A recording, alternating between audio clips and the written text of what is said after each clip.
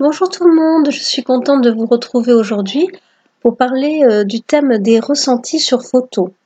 Alors avant tout, les ressentis sur photo, ce n'est pas comment dire quelque chose que l'on peut mettre entre tous les yeux, entre toutes les mains. Voilà, parce que ce sont des perceptions qui font appel à l'empathie, au ressenti énergétique. Il y a un impact lorsqu'on fait des ressentis photos, donc il vaut mieux être une personne qui soit sûre d'elle-même déjà pour pouvoir se tester sur ce type d'exercice. Également, si vous avez l'habitude de vous protéger par le biais de prières, par l'appel de vos guides spirituels ou de vos anges, ou peu importe, hein, même vos défunts, vous pouvez leur demander une assistance pour vous protéger ou pour limiter l'impact que vous pouvez avoir lors des ressentis. N'hésitez pas à les faire. Pareil, si vous avez quelques affinités avec la lithothérapie, je vous recommande entre autres d'avoir à proximité peut-être un cristal de roche qui pourrait amortir un petit peu les chocs ou absorber quelques énergies, ou également une améthyste qui vient aussi pour aider à consolider votre aura, à l'harmoniser. Donc, pour faire un ressenti photo, il faut déjà être disponible, ne pas être fatigué, ne pas être malade. Hein, on fait pas ça pour passer le temps parce qu'on est cloué au lit avec 38 de fièvre. Hein, vaut mieux pas. Donc, il faut être en pleine forme. Hein, faut être en pleine forme. Pas avoir trop la tête avec des soucis non plus. Être disponible. C'est le mot d'ordre pour pouvoir faire des ressentis sur photo. Nous pouvons faire des ressentis photos sur des lieux ou sur des personnes à votre convenance. Les médiums en général sur mon groupe Facebook médiumnité, accompagnement et formation se testent souvent sur des ressentis de lieux pour percevoir des présences s'il y en a, ou pour capter la mémoire des lieux aussi. À votre convenance, vous pouvez vous tester, je recommanderais plutôt même sur des photos de personnes. Ça serait mieux. Ça rapproche bien plus du domaine de la voyance.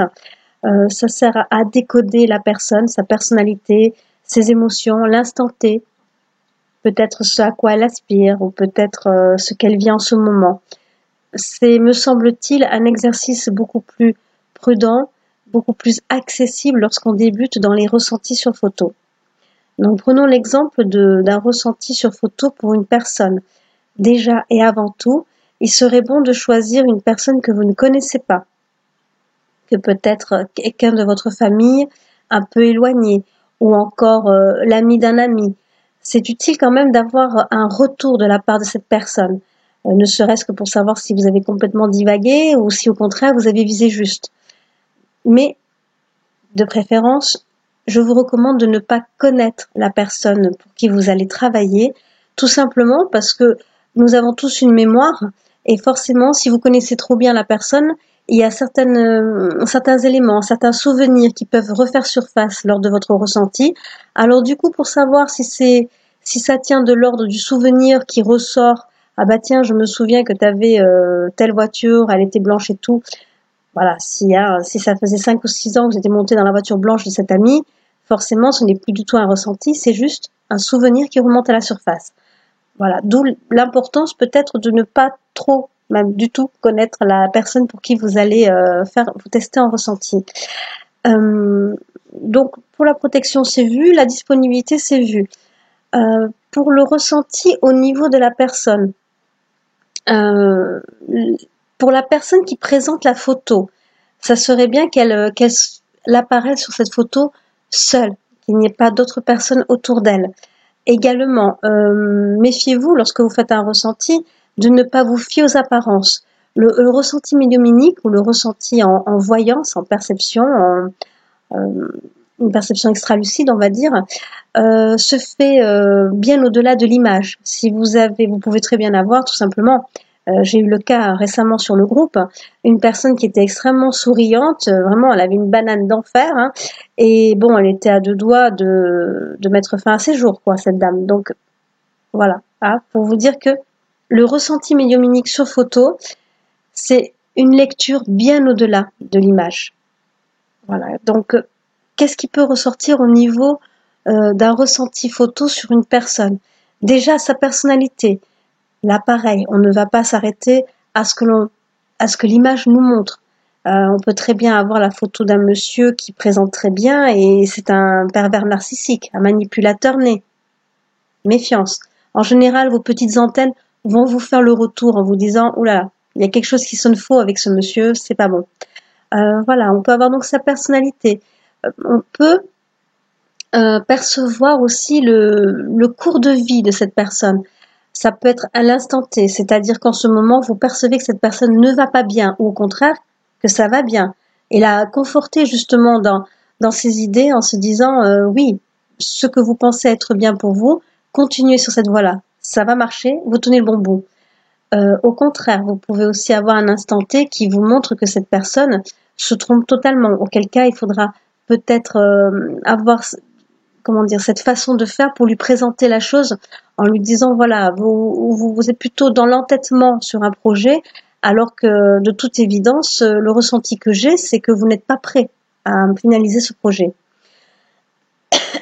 Excusez-moi. Vous avez aussi une lecture temporelle, c'est-à-dire que vous pouvez percevoir ce qu'a été le passé de la personne. Des événements peuvent survenir comme des flashs, des visions. Là aussi, quand vous faites un ressenti, que l'on vous présente des visions, que vous avez des flashs, notez tout. N'essayez pas vous-même de faire le tri sur ce qu'on vous présente. Ce sera à la personne qui recevra ensuite vos ressentis, que ce soit en face à face, que ce soit par le biais d'Internet, sur une photo à distance. Ce sera toujours à la personne de vous faire le retour en vous disant oui, vous avez visé juste, ou non, pas du tout, ce que vous avez vu ne me concerne pas, ne me parle pas. Ce n'est pas à vous censurer. On apprend de ses erreurs, hein. Donc si c'est un plantage, il faut voir si vous étiez disposé à lire cette personne, ou si au contraire vous n'étiez pas du tout disposé. Pareil, si mettons sur 10 ressentis que vous faites, vous en avez que 2 ou 3 qui tombent juste, c'est peut-être que ce travail de lecture au niveau de la personne n'est pas fait pour vous. J'estime qu'une personne qui a vraiment un don de voyance, c'est-à-dire même vraiment de perception au niveau empathique, au niveau de la lecture du déroulement d'une vie d'une personne, cette personne, elle est vraiment douée dans ce qu'elle fait quand elle arrive à avoir un taux de réussite, on va dire à hauteur de 70% même, hein. Mettons la barre un peu plus haut, 70% de réussite sur vos ressentis photos. Clairement, vous êtes fait pour cette voie-là. Persévérez, entraînez-vous, hein. Ce n'est que par la pratique que l'on développe les flashs, les visions, son empathie aussi, hein. Donc voilà, présentez les choses à la personne, n'ayez pas peur de vous tromper. Si vous voyez qu'obstinément il ressort toujours un non, vous êtes totalement à côté de la plaque, arrêtez. Cette pratique-là de ressenti photo n'est pas fait pour vous. Peut-être êtes-vous appelé à une autre pratique qui serait plus sur l'énergétique, plus sur le spirituel. Voilà, hein, ne vous focalisez pas là-dessus non plus. Également, le ressenti photo peut aussi faire défiler un microfilm sur un possible devenir, ou plutôt des possibles devenirs sur la personne. Donc, n'hésitez pas à le lui présenter en lui expliquant que voilà, elle est dans telle situation, mais il y a plusieurs options qui vont se présenter à elle.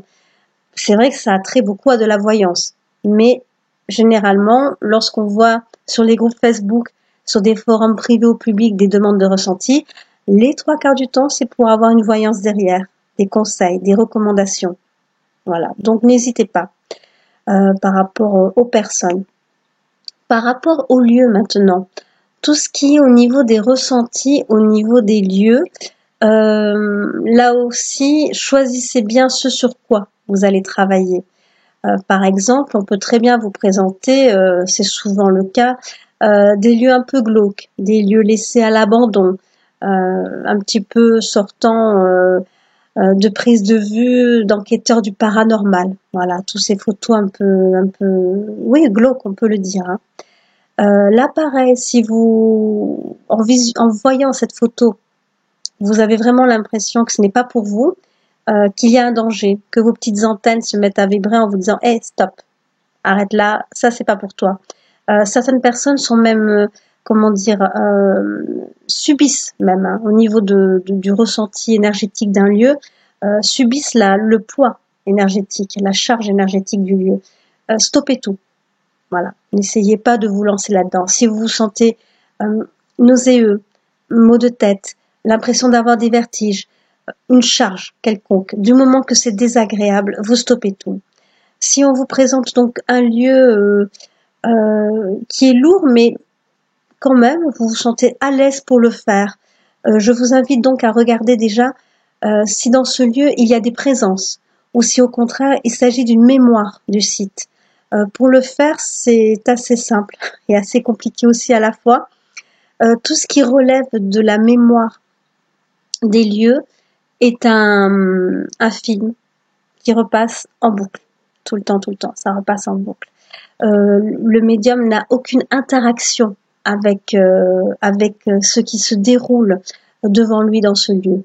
Dès lors qu'il n'y a aucune interaction possible, que c'est toujours le même schéma qui se répète, les mêmes actions, les mêmes passages, tout ça, dans 98, même 99,99% des cas, c'est une mémoire des lieux qui ressort. Donc, vous pouvez en faire part, expliquer, voilà, j'ai vu ça, et le ressenti s'arrêtera là, en fait, hein, tout simplement. Vous avez fait part de ce que vous voyez, c'est une mémoire des lieux, c'est un microfilm qui passe, je n'ai aucune interaction avec ce que je vois, donc à ce niveau-là, il n'y a plus rien d'autre à faire que juste de restituer la mémoire des lieux, de la raconter. Point barre. Vous pouvez avoir au niveau du site des présences avérées, c'est-à-dire que vous pouvez très bien avoir des esprits qui ne sont pas nécessairement bloqués. Je vais y revenir de suite, et même tout de suite. Par exemple, avec des photos d'appartements récents. Vous pouvez très bien avoir un appartement qui date d'il y a 5 ans, refait à neuf, ou une maison refaite à neuf, ou qui vient juste d'être construite. Et lorsqu'une personne vous présente la photo de son domicile, et qu'elle vous dit, voilà, j'ai l'impression sincèrement qu'il y a des présences chez moi, est-ce que vous pouvez le confirmer par rapport à ces photos? Vous allez avoir de suite ces présences en mouvement. Dans le fonctionnement, pour ma part, hein, je ne sais pas comment d'autres fonctionnent ou quoi, lorsqu'on me présente la photo d'un lieu, je me projette dans ce lieu. Je vous dirais, c'est spontané et instantané, c'est-à-dire je ne me mets pas en condition, hein, je ne me mets pas en transe ni rien, hein, je vois le lieu et je suis de suite dans ce lieu. Donc du coup, je peux me balader entre guillemets dans le lieu, c'est-à-dire j'essaie de voir bien au-delà de la photo, toujours cette notion de on ne s'arrête pas à l'image. Donc je vois ce lieu, ou alors même sur la photo, je vois les présences qui bougent. Alors les gens sont toujours étonnés parce qu'ils vont vous dire mais attendez, mais là c'est une photo que je vous montre, donc s'il y a une photo d'une présence, nécessairement cette présence va être fixe comme prise en photo tout simplement. Eh bien non, parce que en fait la photo est un support. Voilà, c'est un support avant tout. Comme je l'ai dit et comme je le répète, on voit au-delà de la photo en médiumnité, bien au-delà. On ne se fixe pas sur une image figée. C'est un support, donc c'est un moyen de communication comme un autre pour une présence. C'est un moyen de communication comme un autre. Donc du coup, moi forcément, quand je vois une photo d'une pièce où il y a une présence, nécessairement, je vois cette présence bouger. Elle circule, elle passe, elle s'arrête, elle me regarde. Et lorsqu'elle passe, qu'elle s'arrête, elle me regarde. Après, elle s'approche comme ça, comme fait ma main. Voilà. Elle s'approche vers moi. Et là, je capte l'attention de cette présence et j'entretiens un dialogue avec elle. Donc, dans les premiers temps, le ressenti photo, ça va être de capter cette présence, de la retenir, de la décrire, forcément, hein, de la décrire autant que possible, de la décrire à la personne qui vous a posté l'image, parce que par expérience, je vous dirais que on va pas être trop vache, on va dire dans 70% des cas au niveau des présences dans un domicile, il y a de fortes chances que ce soit un proche défunt. Sauf si on fait un travail de ressenti photo pour un autre médium, auquel cas, là, vous avez 80% de chances que ce soit un passant qui passe. Donc, c'est-à-dire un esprit qui fait juste que se promener et puis qui après va repartir dans sa progression. Voilà, il a juste fait un petit coucou, entre guillemets. Donc voilà, donc la description physique est très importante pour savoir à qui on a affaire. Également, vous pouvez avoir la différence entre les entités et les esprits. Ça, peut-être que j'aurais dû commencer aussi par ça. Alors, une entité est une créature. C'est un être spirituel. Voilà, c'est un être spirituel qui n'a jamais connu l'incarnation terrestre. Donc, en aucun cas, une entité est un défunt. Ce n'est pas un défunt. Une entité est une créature spirituelle. Ça peut être un guide, ça peut être effectivement autre chose de spirituel, mais qui n'est pas un guide. Donc ça peut être une présence, ce qu'on appelle du bas astral, ou autre. Hein, ça peut être simplement une entité qui vient mettre des bâtons dans les roues à la personne et tout ça, ou se nourrir d'elle aussi par rapport de son mal-être. Voilà, donc il faut être en mesure de pouvoir identifier, distinguer la présence d'un esprit sur un ressenti photo pour un lieu, de la présence d'une entité. Généralement, quand vous avez affaire à une entité, mais là aussi, hein, vous voyez comme quoi l'exercice du ressenti photo n'est vraiment pas, offert à tout le monde. Hein. Faut être un petit peu déjà, un peu en connaissance de ses propres aptitudes, de se connaître un petit peu par rapport à sa façon de réagir en présence d'une entité ou en présence d'un esprit. C'est vrai que lorsqu'on perçoit une entité sur une photo, on perçoit que c'est inhumain, dans le sens que ce n'est pas un défunt. Il y a quelque chose qui cloche. Alors comment vous décrire? Moi je le ressens au niveau, c'est instantané chez moi. Donc je vois que ce à quoi j'ai affaire n'est pas humain. Après, vous l'expliquer comment, je ne saurais pas vous le dire. Voilà, il y a quelque chose qui cloche, quoi. Je vous dirais que le moyen de le percevoir, c'est une profonde neutralité qui émane justement de cette présence. Parce que un défunt a forcément des émotions, a forcément une humanité qui est là toujours assez présente, assez marquée. Chez une entité, la neutralité, c'est ce qui la distingue. Voilà, c'est quelque chose d'impassible. Même dans l'aspect mauvais, hein, je veux dire, même dans l'aspect mauvais, il n'y a pas du tout d'affect, il n'y a pas d'émotion. Quand on a affaire à une entité du bas astral, on voit que c'est le mal incarné, j'allais dire. Ouais, c'est quelque chose de nocif, de négatif pour nous. Point barre, mais ça n'a pas d'émotion, c'est-à-dire il n'y a pas de ressentiment, il n'y a pas de rancœur, ni rien. C'est juste quelque chose qui est mauvais, qui veut vous nuire. Également, quand vous avez une entité qui est bienveillante, là pareil, vous ressentez une sensation de paix, d'apaisement, de sécurité même. Hein. Même si la neutralité elle est là, même si le niveau spirituel de l'être est élevé, vous ressentez que c'est pas humain, tout simplement. Donc voilà pour ensuite avec les esprits sur photo, donc ce sentiment d'avoir affaire à un défunt, c'est clairement un défunt. Il y a des émotions qui passent, il y a un tourment, ou au contraire il y a un aspect interrogatif, un aspect chaleureux, peut-être du ressentiment, de la rancœur. Voilà, tout dépend du défunt auquel on a affaire, mais il y a des émotions. Voilà, donc forcément, s'il y a des émotions, c'est que c'est un défunt, c'est pas une entité. Là, pareil, donc il faut attirer son attention et après l'avoir décrit donc à la personne pour qui vous faites le ressenti, il faut essayer de faire le lien, c'est-à-dire essayer de dialoguer avec cette présence, lui demander pourquoi elle est là, qu'est-ce qu'elle veut, qu'est-ce qu'elle cherche, qu'est-ce qu'elle attend de la personne chez qui elle est. Si c'est un proche, peut-être passer un message. Si c'est tout à fait un inconnu, mais alors pourquoi est-ce que tu es là? Voilà, c'est un jeu de questions-réponses qui s'engage avec un défunt. Pareil, à titre de prévention, si vous avez une entité et si vous commencez tout juste au niveau des ressentis, vous bloquez, vous arrêtez tout et vous laissez de côté parce que une entité, faut savoir, la gérer et être capable de la gérer. C'est pas vraiment simple. Voyons voir, qu'est-ce que je pourrais vous dire. Au niveau aussi des ressentis photos, ce qui peut ressortir sur des photos de lieux ou des photos de pièces, de maisons, quelle que soit la maison, que ce soit récent ou pas récent, on s'en moque. Hein.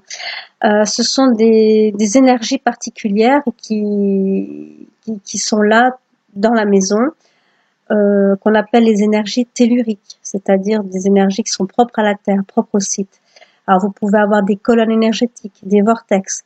Voilà, ce sont des au niveau des ressentis, vous avez la perception énergétique qui s'affirme. C'est-à-dire que en présence d'un vortex, un vortex c'est quelque chose qui tourne un peu comme une spirale. Vous pouvez vous sentir happé par ça, une sensation de vertige. Ou au contraire, si vous avez des colonnes énergétiques, vous pouvez avoir l'impression d'avoir justement une fulgurance au niveau de l'énergie qui vous rebooste. Voilà, c'est intéressant aussi au niveau de tout ce qui est zone énergétique au sein des pièces. Il y a un petit test aussi à faire qui est assez sympathique autant pour vous que pour la personne. C'est-à-dire que lorsque vous faites le ressenti photo-énergétique de la pièce,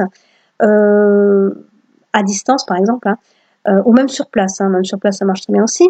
Donc que ce soit à distance ou sur place, sur photo à distance, vous allez mettre une croix sur les zones sur lesquelles, ou mettre une flèche hein, avec Paint, le programme Paint, voilà pour dessiner ou quoi. Vous allez mettre une croix ou une flèche là où vous ressentez les énergies, et vous allez demander à la personne, si c'est un travail à distance, vous allez demander à la personne de se placer justement sur ce point où que vous avez signalé sur la photo, et qu'elle essaye de ressentir par elle-même s'il y a un changement au niveau des températures, généralement plus froid. Si elle a l'impression d'être parcourue par un courant énergétique, en général ça passe par la colonne vertébrale, une sensation de souffle aussi, hein, vous pouvez avoir une sensation de souffle. Donc voilà, toutes ces choses-là, vous pouvez demander et mettre à contribution la personne pour qui vous travaillez en lui disant, mais voilà, pour moi, il y a une colonne énergétique à tel endroit de votre pièce ou de votre maison, allez-y voir, placez-vous dessus, passez vos mains au-dessus et essayez de voir si vous ressentez effectivement quelque chose. Et en général, il n'est pas nécessaire hein, du tout d'être médium ou radiesthésiste ou magnétiseur. Tout ce qui est au niveau de l'énergétique peut être perçu par le commun des mortels, j'allais dire, en se plaçant juste au-dessus de ces énergies. Pareil, c'est d'autant plus simplifié lorsque vous êtes chez une personne, de lui dire, écoutez, on va faire un petit test et vous allez vous placer avec moi juste au-dessus de ce passage énergétique et vous allez me dire effectivement, est-ce que vous ressentez quelque chose qui monte, qui descend, qui vous traverse comme un souffle, un changement de température et tout ça. Voilà, ce sont des ressentis énergétiques voilà, que l'on peut faire donc soit à distance ou soit en présence de la personne. Voyons voir. Je pense avoir fait le tour, mais de manière bien sûr succincte au niveau des ressentis photos, des ressentis tout court, que ce soit sur la personne, sur les lieux. Vous pouvez me laisser vos petites interrogations au-dessous de la vidéo, en bas, en commentaire.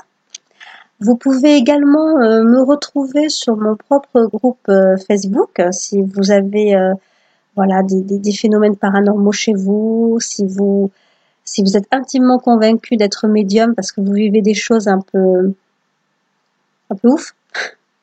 Donc ça aussi, ou alors si vous avez besoin de développer vos aptitudes, de les travailler, si vous recherchez une communauté pour pouvoir en discuter tout simplement. Je vous laisse les coordonnées de notre groupe Facebook, toujours pareil, en dessous, là.